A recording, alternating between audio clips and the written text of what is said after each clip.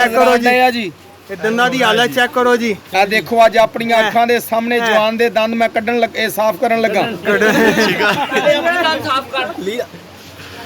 लो भाई जी दंद भी इन्ने चिट्टे इंशाअल्लाह ताला जिवें डॉक्टर साहब ने 2000 रुपया लिया हुंदा सफाई कीती ओए डब्बियां ना चुको ना भी डब्बी कोई ना बंदा चुके उदा मेरे को ले लो। हां जी ठीक है। लो जी सारे पढ़ो सुभान अल्लाह जी। सुभान अल्लाह। सेट हो गए जी। लो नंबर भी दियो साडा ये नंबर देखो जी 0307 है नंबर दियो। मंजन दी कीमत आ 50 रुपये 50 रुपए सिर्फ। दंद दुध वर्गे चिट्टे ना करे 1000 रुपया नाम आ।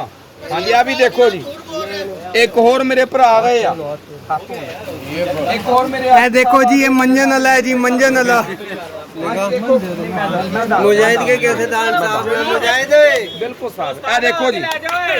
अच्छा जी लो जी एक और मेरे भाई दे दंद चिट्टे होने लगे जी साजी उपरले ना यार ना ओए ये कम ना कर ओए यार की हो गया ਤੁਹਾਨੂੰ ओए साजी तुसी दंद पीले करो चिट्टे करो चलो साजी आ जाओ जी ओए ये कम ना करो ओए